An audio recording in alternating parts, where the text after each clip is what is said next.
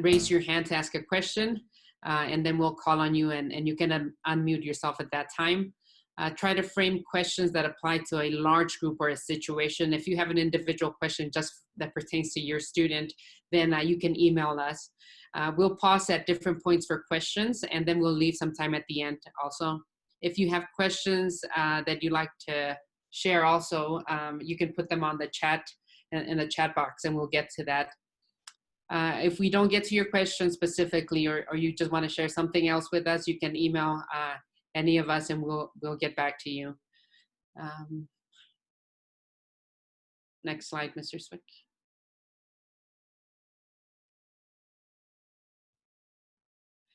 Disclaimers, the information that we're sharing today is based on guidance provided from ODE, the Oregon Health Authority, the Governor's Office, and work with the Beaverton School District leadership.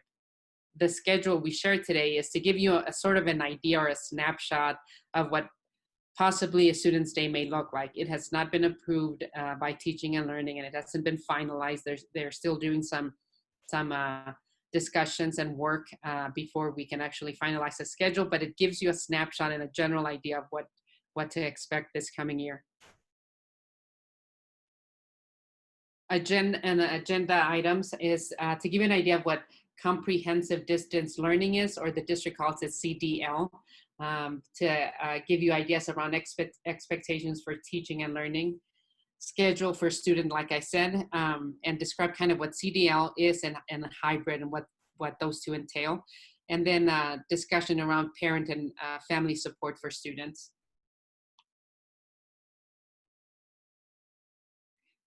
This being said, we're our biggest priority, all of this, everything, since the spring has been the well-being, safety, and health of students, and that continues to be, and also the social emotional well-being of our students and our community.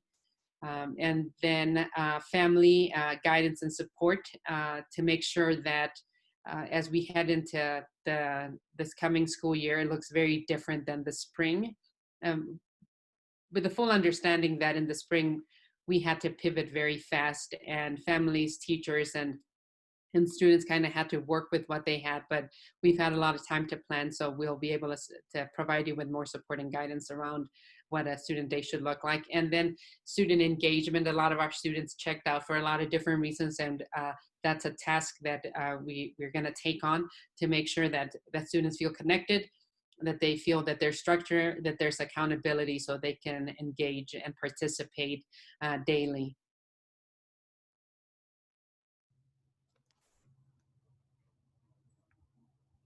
So I just want to take a few moments to clarify some terminology that we'll be delivering in our presentation today. You've probably heard some of it referenced also in the Beaverton School District communication. So the first one, CDL, acronym for Comprehensive Distance Learning. That essentially it is off-site, fully remote, full-time. And the district has already declared that that's the model that we'll be going into starting on September 14th through November 13th. The hybrid model is a model that we are also in the midst of planning right now. Again, we will not be it will not even be an option until after November 13th, but that is when there will be learning opportunities. Students can access school and campus 2 days a week. Some of the learning will happen at school, and some of the learning will happen at home remotely also. But again, that is not a model that the ESD will be considering until after further guidance from ODE and the governor after November 13th. Synchronous learning, and we're going to be talking about this a lot in today's presentation and through the Q&A as you ask for clarification. This is when participants, those teachers and students, are engaging and interacting at the same time and space. So right now our Zoom session is live. We're facilitating, you're listening and engaging. You'll have opportunity to write questions in the chat box and such. But as we talk up, and we'll share a schedule in a few slides, we will be providing more synchronous learning for your child and your student. Again, in spring, we had to pivot and learn the model and see what was safe and such. But there will be more live sections, and it's actually expected through the district with teachers and your children to engage in. Asynchronous learning is what you're familiar with what was in the spring. Most of the learning was asynchronous, meaning that teachers can post lessons to Canvas, the learning management system, videos, pre-recorded learning, teaching, online discussions that are not in live time, blogs and such, that will still be accessible to students, meaning they can access it anytime during the day. So there'll be some learning that'll be asynchronous, but there'll be a lot more opportunities for synchronous live learning. And we'll talk about best practices with that and the schedule shortly. So again, Ms. Gabon's reassuring families and students, those of you who are listening in, again, it was all new to all of us. And so we were navigating, given the pandemic and all that, but going in the fall, students, you are at the center of what we need to do to engage you and make sure that you are learning and such. So what students need is they need routine. So there will be a schedule that will be expected at each school, where again, teachers will be engaged and logged in and not just waiting for office hours, but they will be delivering instruction, and students, you will be expected to log in and participate both live, and you'll have asynchronous lessons and some homework to do also while you're at home. Students, you need feedback, you need reasons to engage, and accountability. So we've talked about this, but transitioning from summer and the fall is always hard, even in a normal year.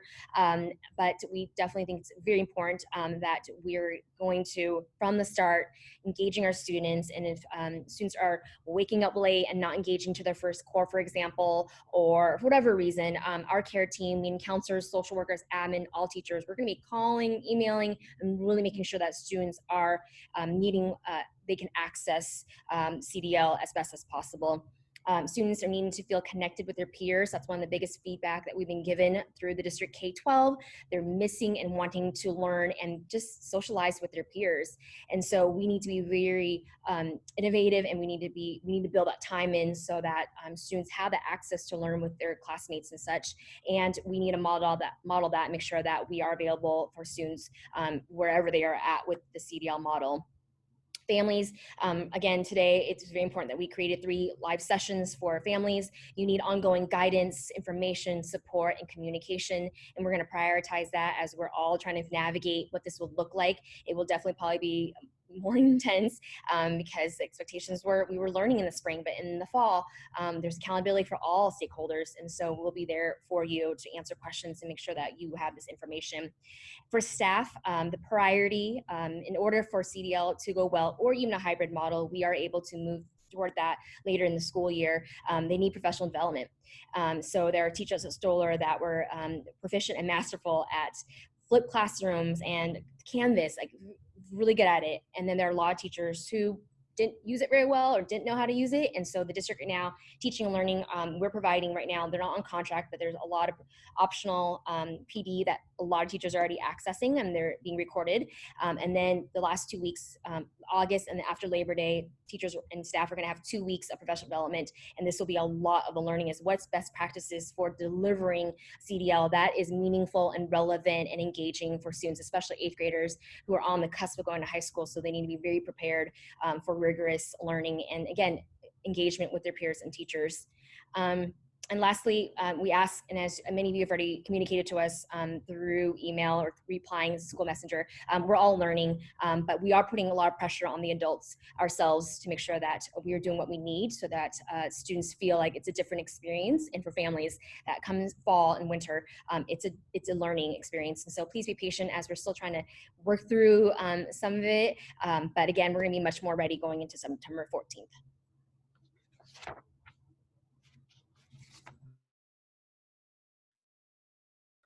And just following up with what Ms. Doe just presented, we are starting with the foundation that all learners are comprehensive distance learners. Comprehensive distance learning means that lessons and units are posted in Canvas. So everything that your students get will be on Canvas. That's the only platform they'll use. I know there was some parent feedback, but because some teachers were using other platforms, the platform expectation and will be Canvas. The collection of lessons in Canvas will support both synchronous and asynchronous learning. Students will have a schedule that supports their learning throughout all 5 days of the school week.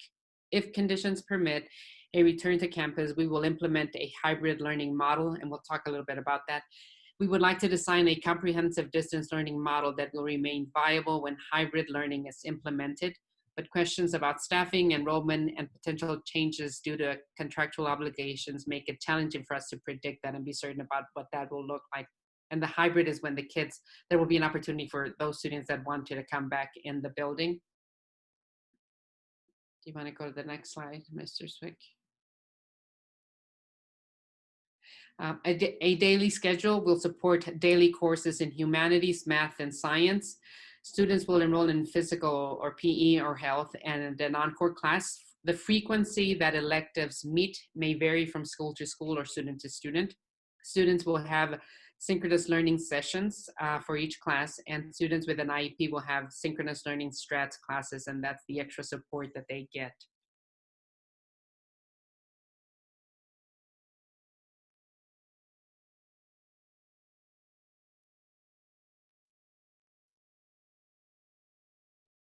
You're on mute, Mr. Swick. I did it. It took me 3 sessions, but I finally did it. All right. So here's an example of what a schedule could look like for a student. This, like we said before, this isn't an agreed upon schedule from teaching and learning at this point, and there's a couple other schedules that other schools are looking into, and so we're trying to come to an agreement, and so and have some consistency across the district. And so it's not approved yet, but this is what we're thinking, and I think it's going to look something close to this. And so with that, from 9:15 to 10, that'll be individual work time. And during the individual work time, students will be provided with interventions. They'll be provided with some student engagement and family engagement strategies that teachers are going to use during this time. If a student hasn't been logging in, hasn't been connecting, that's going to be an opportunity for their teaching team to kind of come together and say, hey, let's reach out to the student, for the care team, for other people to reach out and really try to take care of student needs. And so that being said, from there at 10 o'clock, these are all just activities or estimated times. And so there are some flexibility. It might not look exactly from 10 to 11. So for example, math from 10 to 11, and then lunch from 11 to 12. The district wants us to keep 11 and 12, 11 to 12 open. And so students who need to go to a site and pick up lunch they're able to do so. And so that's why that's there. From 12 to 1, that's a little flexible. We could, there's still some flexibility to move things around the schedule. That's opportunity to do an advisory class where students can meet and try to just come up with a goal as a class of kids that just want to, have more time to socialize, time to come up with some, like, this is what's going well, this is what's not going well, talk about how the CDL process is going for them in a consistent group where they feel connected with other kids. And so the main goal here is just connection. And so that's also an opportunity.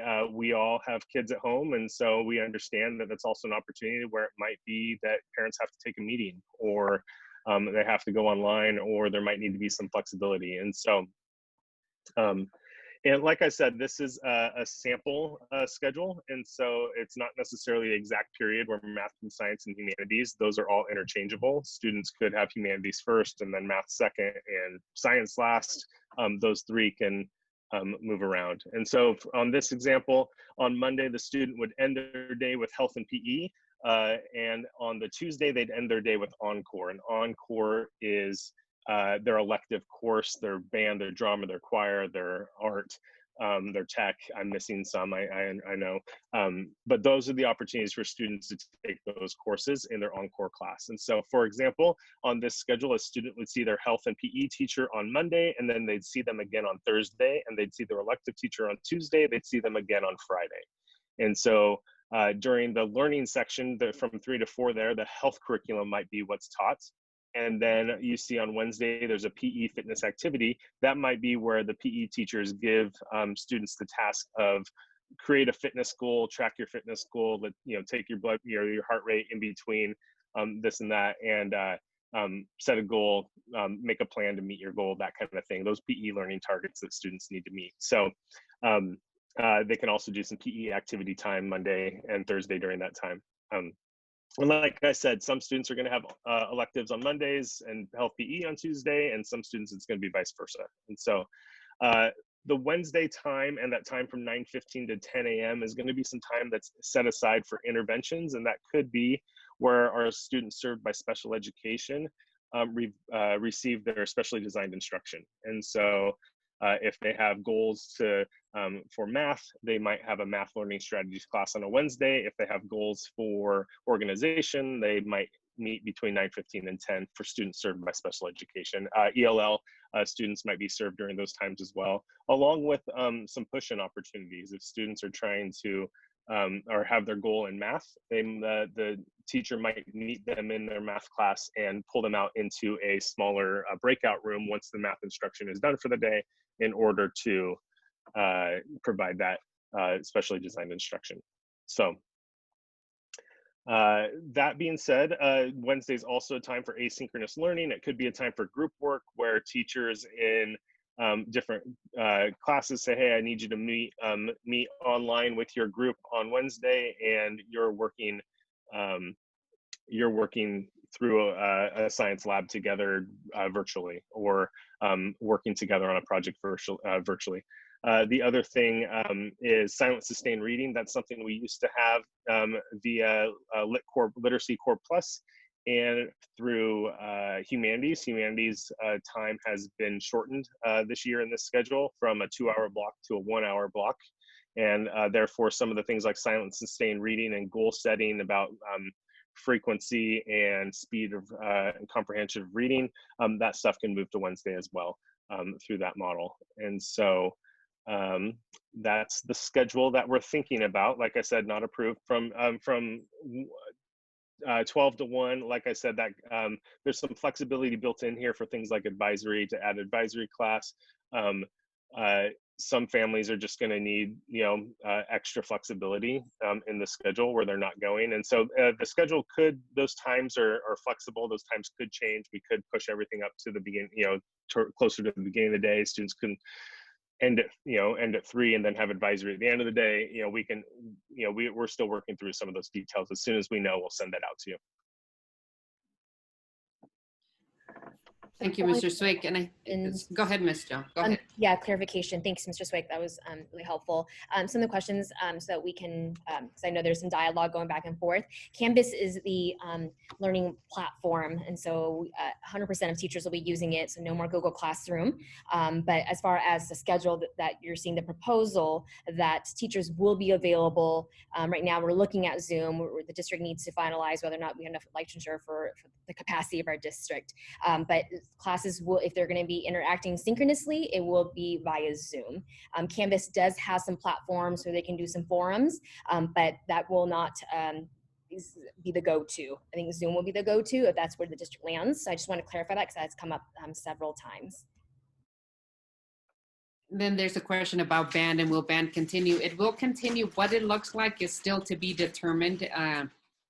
If some of you remember what Mr. Pounders was able to do with choir, where he had kids kind of record themselves performing a song or a piece of a song, and then he put it together, and it was wonderful. So we have to figure out the details around band and what that will look like. But know that even if there's a pause in our band program because of this, it does not take away our commitment to a strong band program.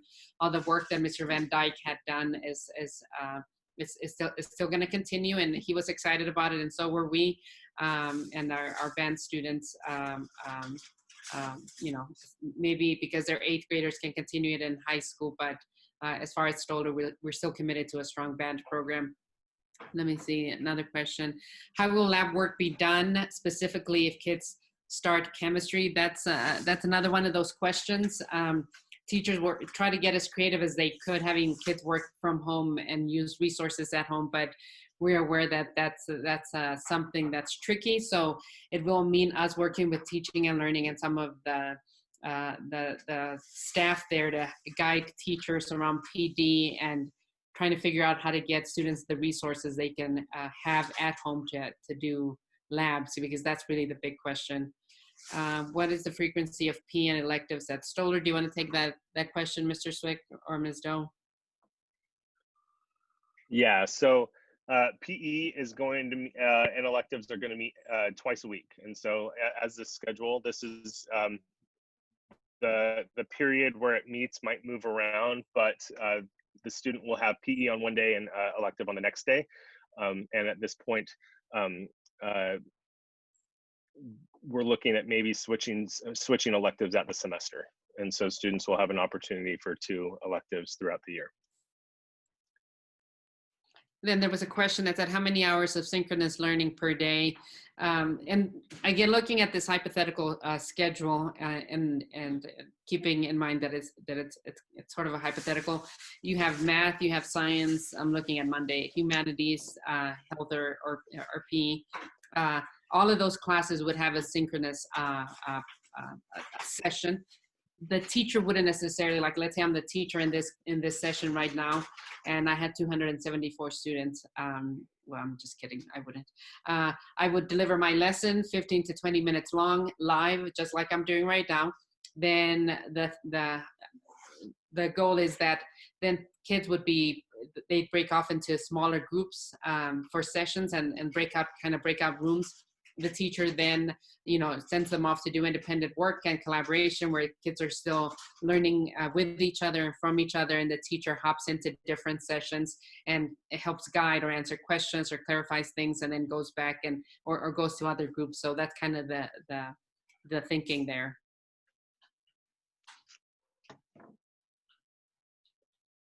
What about Chromebooks? Will students get to swap out the ones they have right now?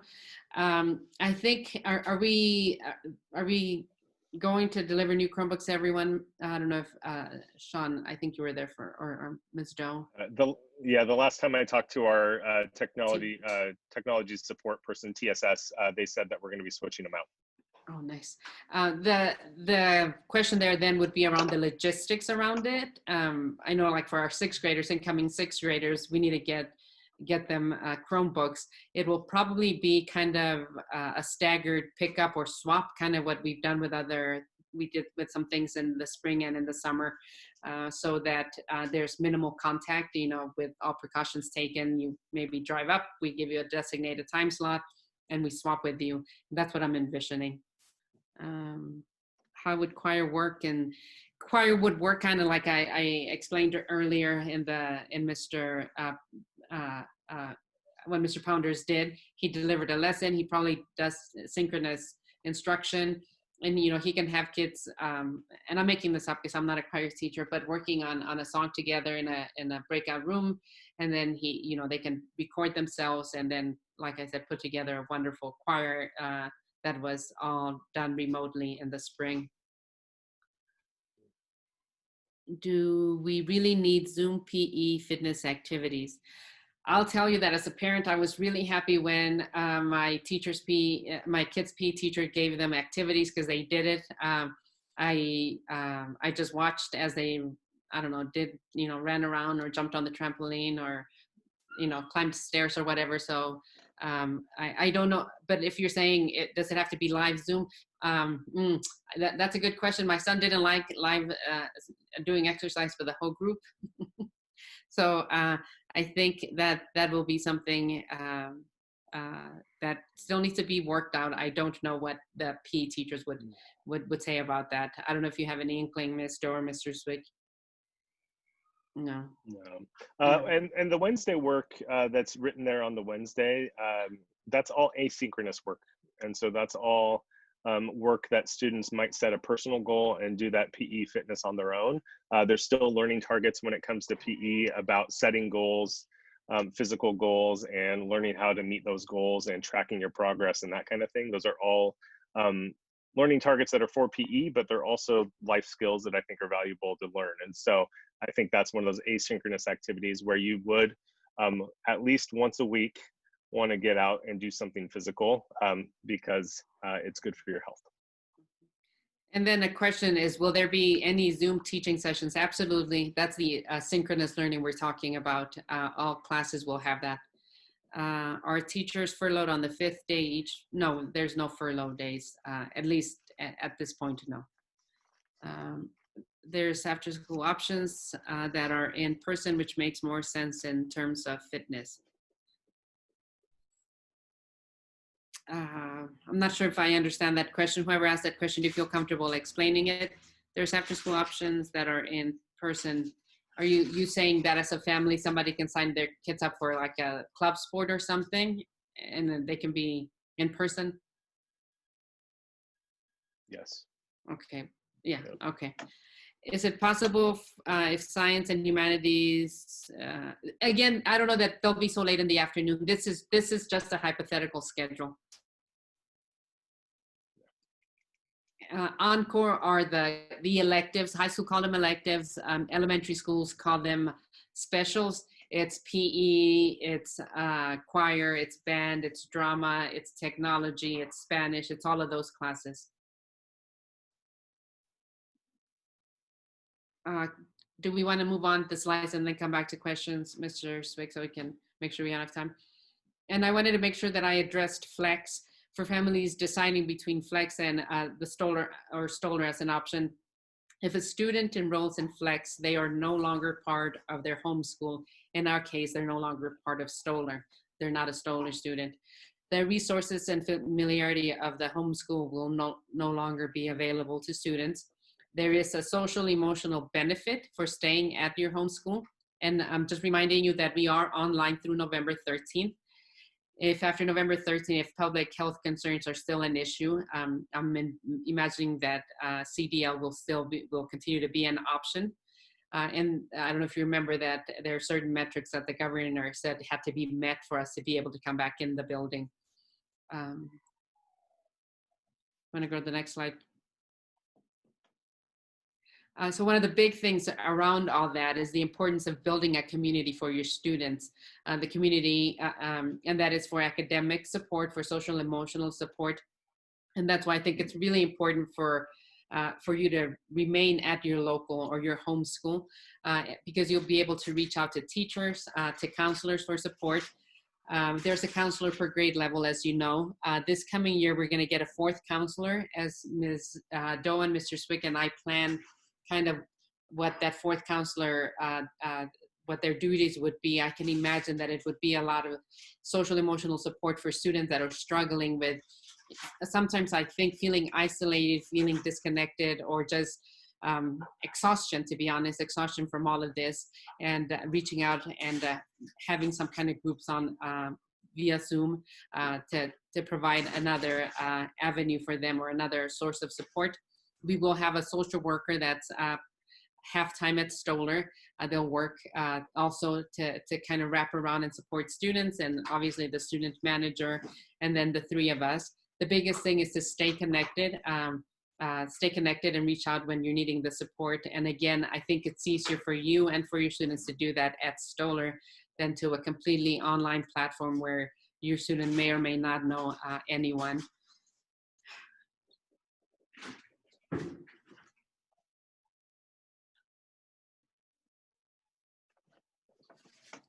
I'm just waiting for the next slide. Do you want to take that one, Ms. Doe? Yes, I'll summarize this really quick because there's a lot of questions still. So again, how to support your students. Let's get excited about first day of school. We're really trying to, again, engage you as August is here. And so everyone's kind of feeling the countdown. But we are excited about school resuming. We think that students need the routine, and families, you also need that. Go shopping for school supplies. They're working on finalizing school supplies list as far as essentials. And so we will publish that as soon as we get the district list. But again, your children will be able to articulate what they may need that helps them get organized, whether it's a planner, whether it's highlighters, favorite pens and paper. Now's the time to do it because the sales are always early August. So if you need resources, the district is also we are planning how to distribute those. So we will let you know if you're a family that needs resources. We'll communicate that. Create a learning space. So regardless of what your home situation is, it's really important that you're able to create a learning space for your child or all the children in your home so that they can have their space for their Chromebooks and their supplies and learn. You already probably know this, but we just want to advise that maybe now's the time to talk about what that's going to look like if you have multiple children in your family and possibly parents who are also working from home. Set a schedule that works for your family and try to stick to it. And again, from the school perspective, we're going to do our best to reach out to your families and to students to make sure that there is accountability on both ends, from the teacher side and student side, so that they're not picking and choosing which days. But right now, they're engaging mostly 4 days a week for some students. If you're getting SDI for special ed or your English language development, I saw that in the chat room, you're going to get support on Wednesdays also. So that's what teachers will be doing on Wednesdays, providing that support. If you're able, try to learn Canvas. Our district right now is very busy working on creating tutorials for students and for families. And so again, as soon as we get those links, we're going to send those out to your family so you can access. We have actually at Stoller, we have some stellar teachers who are very, very strong at it. And so they're the ones taking the lead at, quite frankly, the district. So we'll probably get first dibs on those learning materials. And again, we'll really jump right into September 14th, ready to engage in all the best practices, all professional development in all forms, whether it's academic, rigorous learning for all students, or social emotional learning, so that students can engage and get back and deal with some of the stressors and anxiety of all this, all these circumstances. We'll be sure to jump into it right away. So we can jump back to questions. Let's go on.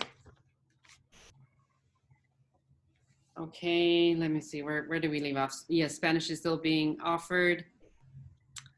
Will the schedule work according to student forecast? I think we are going to try to honor as much as possible student forecast, considering all the constraints and the time limits, and within a day. I don't know that will always be the possible. I don't know if you want to say something about that, Mr. Zwick, or if I've kind of answered it.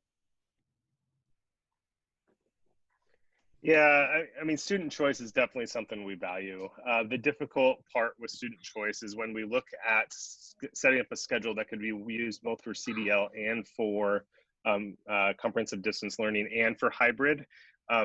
We have to look at the state's guidance for what they expect when we reopen schools. And so what they want is stable cohorts. And so we're working our best to try to create stable cohorts of students based on their elective choice and their math levels. Some of the specifics on how that works, it becomes a big Sudoku puzzle. If you put a piece here, you can't put the same, put a number here, you can't put the number in the, same box the other place. So it becomes complicated when it comes to that. And so we're trying our best to look at that, but it's as with any schedule, this year's a little tight with more restrictions than previous years based on the state guidance around reopening schools, but we will try our best. Somebody asked if you have to register for CDL. No, this is automatically. You're enrolled as a Stoller student or whatever student in the district. That's how we're going to be. You'll be a CDL student. I think one of the things I want to clarify for people, especially if you're considering flex, is that once we go to hybrid, meaning we go from comprehensive distance learning, that means everything's done online, and then metrics are met and we are allowed to be back in the building, then that does not mean you're required to be back in the building. Instruction will still be delivered primarily online through Canvas. Students are welcome to come in the building for a lot of different reasons. If they need that connection to the teachers, if they feel that they need that connection to peers for social emotional support, sometimes they might want to come for other reasons, but they are not required. So until there isn't a health concern nationwide or statewide, your students can stay online for the duration of that, if that makes any sense. What is Canvas will be doing for the synchronous learning? Will Canvas be shared, a shared board, a shared video? Yeah, so Canvas is the platform and all teachers will be required to use it this coming year. We will have info sessions for parents and kind of tutorials for parents if you don't know how to navigate it. But across the district and all teachers at Stoller will be required to use Canvas. That makes it consistent and easy for you to be able to follow and see how your students are doing and kind of what they're doing in class, following their grades and all of that. So that is the platform, it's Canvas. 12 to 1, what is happening? Is there a break? I think there's a couple of people that have asked that, Sean or Todd. I don't know if you guys want to take that. Yeah, as I mentioned before, the timing is loose at this point. It's not the exact schedule. From 12 to 1, we're looking at adding things like advisory. We might move everything up an hour and add advisory at the end of the day. We might add some other activities in there. We might lengthen the class period. There's a lot of different options we might look into filling that space with.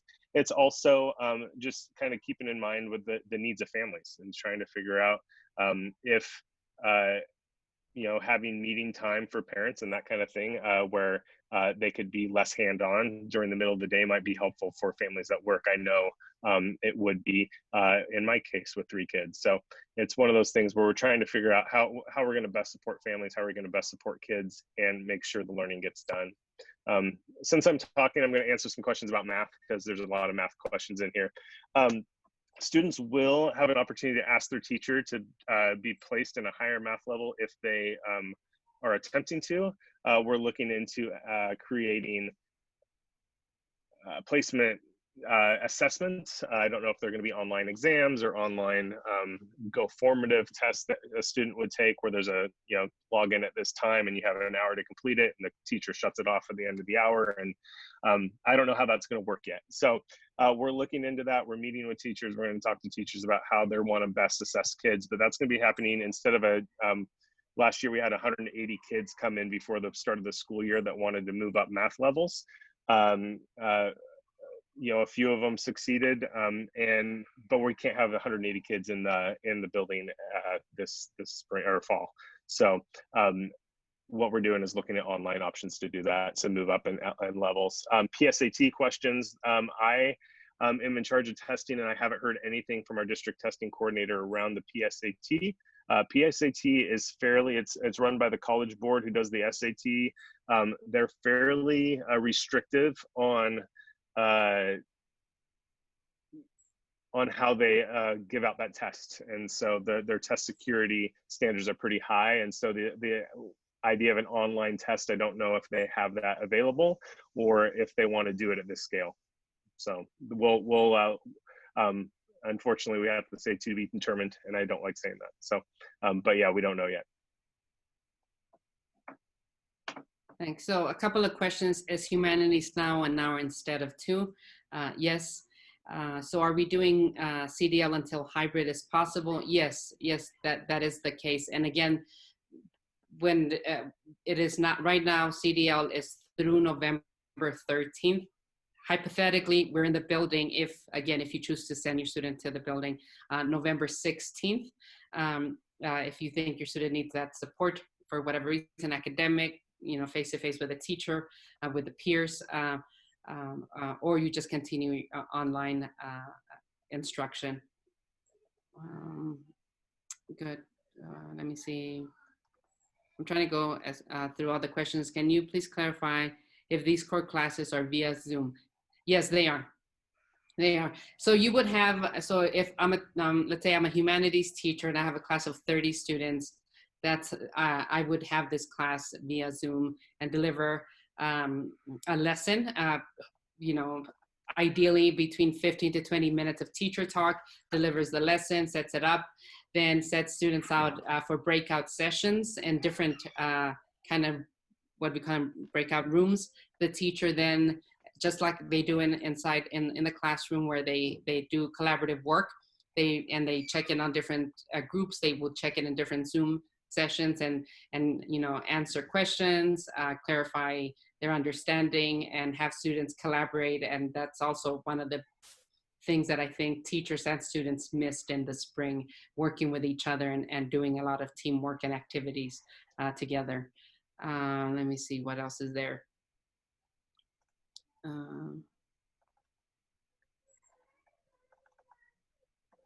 There's some repeats, so I'm skipping some, or some that I've answered or we've answered.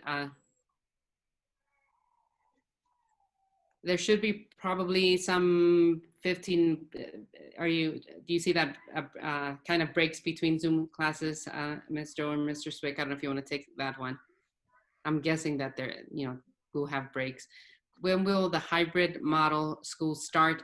If we do start, it would be the November 16th. But again, please remember that certain measures or metrics have to be met. And I think that there's got to be 3 consecutive weeks where there is, I think 5% of less, 5% or less of COVID, new cases of COVID, and it has to be consecutive weeks for us to be back in the building. I'm pretty sure I'm right about that.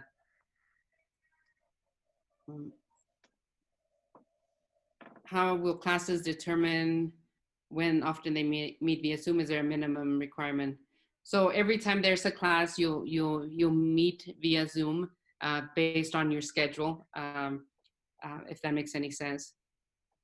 And just to chime in, as teachers are brainstorming, just to be transparent, there are some discussion about having students be able to, the first possibly 10 minutes, access some learning that they normally would do. So if they were to go into a classroom, they might be able to see a video that can give some context to the learning. So there may be some at the beginning of class where they may be watching a video for 5 to 10 minutes, and then the teacher will be on and doing some teacher check-in or some breakout groups. So just want to share that it is some thinking. So in the hour, again, there's still a lot to be determined with the schedule and how long they'll be on Zoom, because that's a really, really great question is, do the students have to be there the entire hour? That essentially, we're still determining that. And so we need to get together. Right now, we're going to move into working with teacher leaders who are the movers and the shakers, the ones who are really excited to be with students. And so they will set that tone with their colleagues. And so as soon as we get more information, we'll be sure to share or do another Q&A session like this to give you more information about that, what they'll look like. And then there's questions around grading. What will grading look like? There will be more, because it allows for students to engage more, and for us as parents to assure them that there is accountability. And so that is still one of those items that Teaching and Learning is working out with the Teacher Association. Once we get that, then we'll have it to you. But assessments and all of that will be part of the students today. There is science. I'm not sure if we missed it, but there is science in the schedule. And yes, there are ESL classes also. Is it possible to change electives? If there is no plan, then I would want it to change. I'll let you take that question, Mr. Swick or Ms. Jones.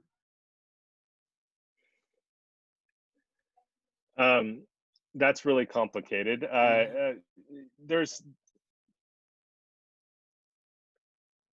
So as I said before, we're trying our best to meet student needs when it comes to elective choices. The difficulty comes in where the state wants us to have stable cohorts. And so if a kid is in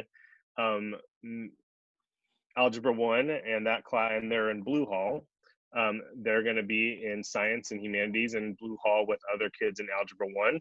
And hopefully our goal is to make sure that the cohort of kids, that 35 group of kids that is going to be split into two groups of 17, our goal is to get them in the elective choice that they chose.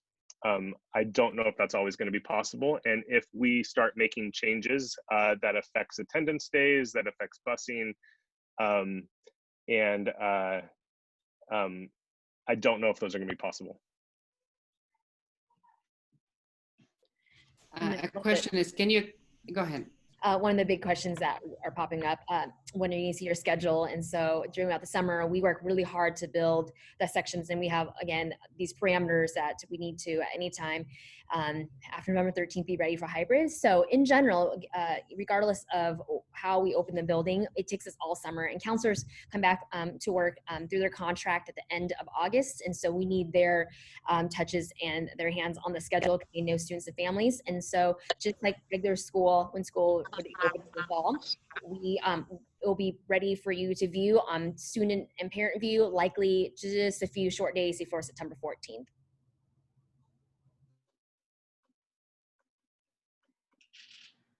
I'm scrolling through some questions that might be good to answer. And if we don't get to your questions, like we said, please email us. And if you know somebody that they weren't able to make it to this session and they have an 8th grader or whatever, we're posting this video on YouTube. We'll send that information. Yes, technology is going to be offered. And Mr. Swick already answered the question around changing and cohorting. There's a question regarding how support for IEPs are going to be handled, and I think we need to clarify a little bit more. So for students served in special education through an IEP, there's going to be 3 modes of offering support. There's going to be synchronous learning strategies class, and that time might happen during the 9:15 to 10 o'clock window at the beginning of the day. There are going to be synchronous writing and math learning strategies class that are going to be offered on Wednesdays possibly. And then there's going to be what's called push and support, which is an educator's term for another teacher going into a core teacher's class and supporting and teaching alongside, where there might be the 20-minute math lesson, and then the student on an IEP with a individual education plan served by special education gets pulled into a breakout room with their learning strategies teacher, the resource room teacher, in order to support that student. So there's three ways that it could look, and it's all going to be based on what the student's needs are and what's written into their individual education plan. And then we'll take 2 more questions, and then we'll end. One of the questions, and it was asked twice, so I want to make sure I address it because I think it's a parent concern, right?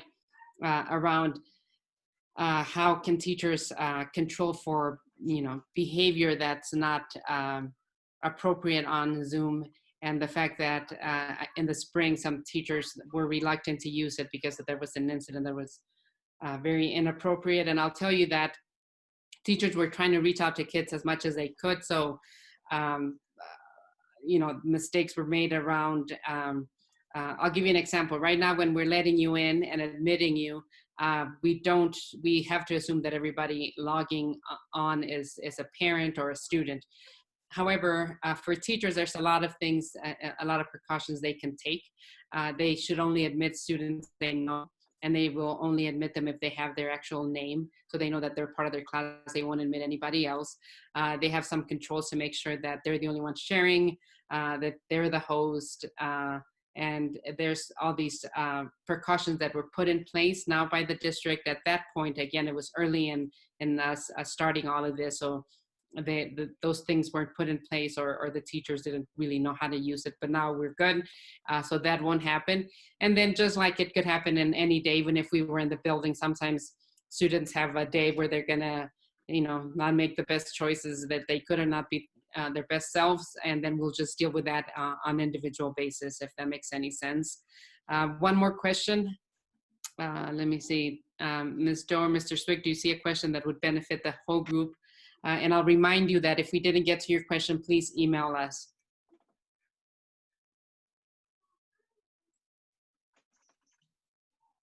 If you signed up for Flex but didn't actually confirm, can you still do CDL? Absolutely. You'll just have to make sure that they unenroll you from Flex and you say you want to stay at your local or your home school. Yes. Mr. Swicker, Ms. Doe, do you want to answer any other question that you scroll through, or should we say goodnight to everybody?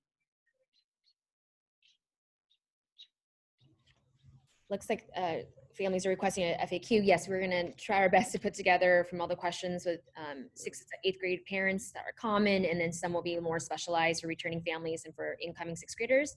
So please give us a little bit of time. The YouTube videos, we can create the link pretty quickly. So if you can give us a day or 2 to do that, and then the FAQ will send as soon as we can converge all the questions. So thank you for your time. And yeah, and before you log off, know that we're aware that these are 8th graders that are getting ready for high school, and that this is not ideally how they want to go off to high school. But again, their health and their safety is the priority. So we will try our best to still create some kind of environment or situations or activities that allows them to have that feel of getting ready for high school. Again, with the biggest thing that we need to keep them safe and healthy, and we need to keep you all safe and healthy. So there'll be our oldest kids, our older students, our school leaders, and we'll welcome them as that in the fall. Have a good night. Thank you for joining us.